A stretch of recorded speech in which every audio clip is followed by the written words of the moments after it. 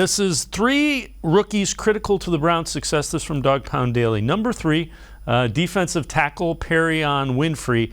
And the Browns are pretty much rolling with young defensive tackles. Number 2 in this one, David Bell, and we'll talk a little bit more about him. We've heard he's got a minor foot injury that's going to start his camp on the physically unable to perform. Number 1 in this one, everybody's looking to Cade York. They need a weapon from that kicking game that can put them in field goal range pretty easily. But when you look at Winfrey, if Winfrey does what a lot of people think he can do, I think he immediately upgrades that defensive tackle spot. The question is he going to be part of that rotation right away, or is he going to have to really, really earn it with guys like Jordan Elliott and Tommy Togiai and even Taven Bryant ahead of him? He really will have to earn it with those guys. The fortunate thing for Winfrey, not so much for the Browns, is the fact that not any of them are really proven. Even Taven Bryant, who was a first-round pick, hasn't really done it consistently in the NFL. Jordan Elliott, I know he was a third-round pick a couple years ago, and they were really high on him. But really, I think the person with the most upside other than Winfrey is probably Togiai. So I do think that he's going to be a part of the rotation real quickly.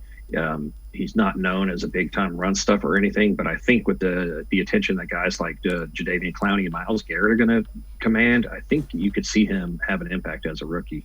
Yeah, I think I'm interested to see him get out and play in some meaningful games. David Bell, now physically unable to perform. They say it's a minor foot injury. Man, it's tough when a rookie misses the beginning of his first training camp. Well, obviously a rookie, but you miss time at the beginning of training camp, you just can't make that up. It seems like every time you hear that, it seems like it's an uphill battle for the guy. Yeah, and I heard you talking about it earlier and saying how it was an issue for Anthony Schwartz last year, and that's absolutely right. These are very critical stretches for the rookies. The good thing is that he was there for all of the mini camps and got some work in. I know they were saying he didn't drop anything. Everything that came near him, he was hauling in. And we hear the word minor injury a lot, but how many times in the last few years have we seen a Browns player with a minor injury and he misses the first 4 weeks of the season or something? So it's going to be a real test for their wide receiver depth. Like how confident are they with the guys behind them, or is this going to kind of make them think maybe we do need to go look at a veteran player to come out there just in case somebody does go down? Yeah, that was my follow-up question to that. Do you think they look at that now? Even a guy like, and we keep talking about Will Fuller. That's a guy that has some chemistry and some success with Deshaun Watson. I know Watson's likely to miss the beginning part of the season at least. Do you think they do that, or do you think they still kind of wait and see exactly how Bell progresses? I think that they're going to wait and see. Personally, I would love to see Will Fuller there. I know he does have some injury issues, but he gives them a lot of that stuff that they needed as far as that guy who can stretch the field. And as you pointed out, he's got that chemistry with Deshaun Watson. So when and if Watson sees the field in 22, that's a guy that he could probably instantly have a connection with.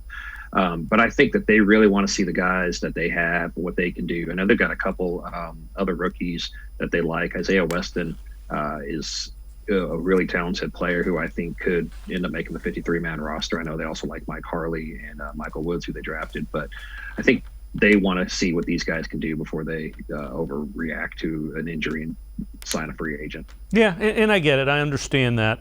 Before we let you go, Cade York was the last guy. How important? I mean, they spent a 4th-round pick on a kicker. I mean, do we need to really say any more on how important he is this season?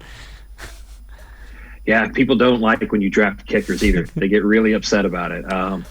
But what's funny is when they do work like an Evan McPherson with Cincinnati, then all of a sudden you look brilliant. But yeah, he's going to have a lot of pressure on him. I know the Browns try to take some of that pressure off by saying there's no competition. We're not going to bring anybody in to fight with you. This is your job. But he's still going to have pressure to perform because he was a high draft pick for a kicker. The good thing is he was just really accurate in college. I think he's the real deal. Again, kicking in Cleveland is going to be the real test because that wind out there can get crazy and mess with these guys. So hopefully he can handle it because it'd be nice to have that position figured out for a while. I would agree with you. He seems to be built for it. Let's hope we're right about that.